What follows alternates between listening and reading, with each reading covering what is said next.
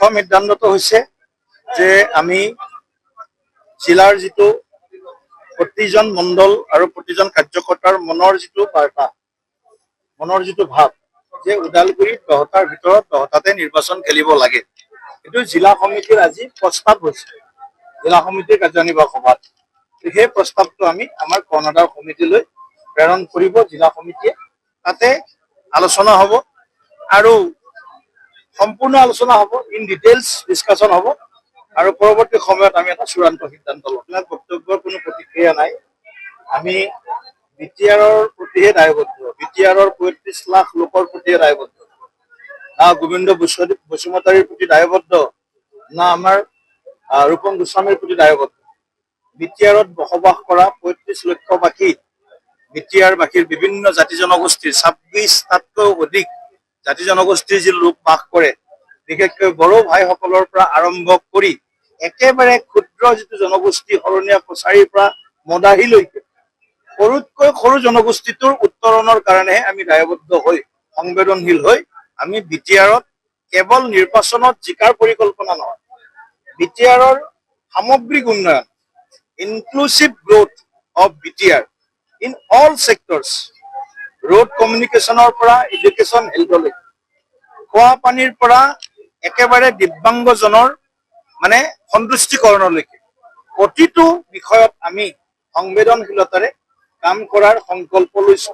আৰু সেইকাৰণে বিটিআৰ নিৰ্বাচনৰ আমি সৰ্বশক্তিৰে আমি এইবাৰ অৱতীৰ্ণ হোৱাৰ কাৰণে আমি পৰিকল্পনা কৰিছো। ওদালগুৰিত কিমান খনত খেলিব এইবাৰ? মই আগতেও কৈছো 40খনৰ ভিতৰত 40খনতেই আমি সংগঠন মজবুত কৰাৰ পৰিকল্পনা। আমাৰ কোৰ কমিটি হৈছে বিটিআৰক লৈ, কোৰ কমিটিৰ বৈঠকত দুটা আমি ৰিপৰ্ট আলোচনা কৰিছো এতিয়ালৈকে। ফাইনেল ৰিপৰ্ট আমি জুন মাহৰ, এই মাহটো আমি ৰাখিছো, জুলাই মাহত আমি ফাইনেল আমি এটা ৰিপৰ্ট পাম।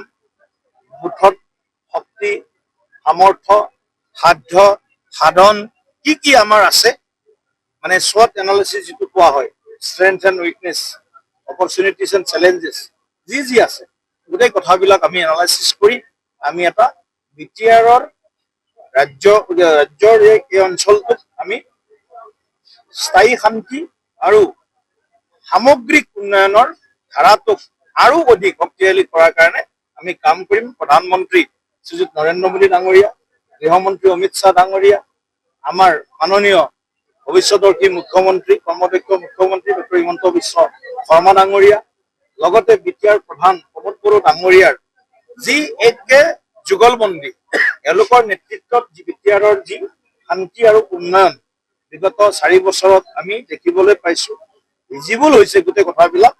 সেই প্ৰক্ৰিয়াটোক যাতে কোনেও স্তব্ধ কৰিব নোৱাৰে, তাক যাতে অধিক শক্তিশালী কৰিব পৰা যায়, সেইটোতে আমি কনচেনট্ৰেট কৰিম। মুখ্যমন্ত্ৰী মহোদয়ে এটা স্থিতি গ্ৰহণ কৰিছে যে প্ৰমোদ বড়োৰ ক্ষেত্ৰত যিটো স্থিতি লৈছে, সেই স্থিতি আমাৰ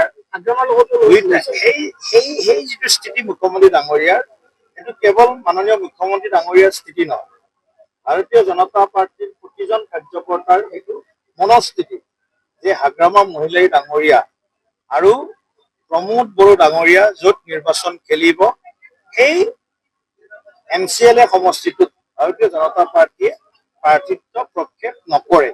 কিন্তু এয়াও আমি আগন্তুক সময়ত যেতিয়া আমি সামগ্ৰিকভাৱে আলোচনা কৰিম, তেতিয়া সেই সময়ত আমি চূড়ান্ত সিদ্ধান্ত ল'ম। কিন্তু আমাৰ ষ্টেণ্ডটো সেইটোৱে আছে যে আমি দুয়োজন নেতাৰ যি সমষ্টিত খেলিব তাত আমি প্ৰাৰ্থী প্ৰক্ষেপ নকৰোঁ। প্ৰমোদ বড়োৱে আজি এটা কথা কৈছে যে যেতিয়া 8 চন আৰু 12 চনত যেতিয়া বিটিআৰ জ্বলি আছিলে, সেই সময়ত কোনো নাছিলে, লোৱা নাছিলে, প্ৰমোদ বড়োৱে ইয়াতে সেই জুই নুমাবলৈ সমৰ্থ হৈছিলে। কিন্তু এতিয়া চবেই হেতা পৰা লগাইছে বিটিআৰৰ শাসন দখল কৰিব। আমিতো তেওঁৰ লগতে আছো, হেতা ওপৰৰ লগত প্ৰশ্নই নাই। তেওঁ আমাৰ লগত আছে, আমি তেওঁৰ লগত আছো। তেওঁ যদি আমালৈ বুলি ইংগিত দিছে, সেইটো ইংগিত তেওঁলৈও যাব। মই ভাবো প্ৰমোদ বড়োৱে ইমান ইমেচিউৰ্ড কথা নকয়, বহুত মেচিউৰ্ড পলিটিচিয়ান প্ৰমোদ বড়ো, বহুত ফিউচাৰিষ্টিক তেওঁৰ মানে এটিচিউড। গতিকে প্ৰমোদ বড়ো ডাঙৰীয়া এজন, মই আজি আকৌ কম, সম্ভাৱনাপূৰ্ণ অসমৰ এজন যুৱ নেতা। গতিকে আমাৰ কোনো ধৰণৰ ক'তো ফাক নাই আপোনালোকে অলপ মাজে মাজে ফাঁক আনিব বিচাৰে, একাংশ সংবাদ মাধ্যমে ফাঁক আনিব বিচাৰে। আমাৰ মাজত কোনো ফাঁক নাই, আমি ফলা বাঁহ নহয়, গোটা বাঁহ। যিকোনো খবৰৰ বাবে যোগাযোগ কৰক 7099017330 লগতে 7099017110 নম্বৰত।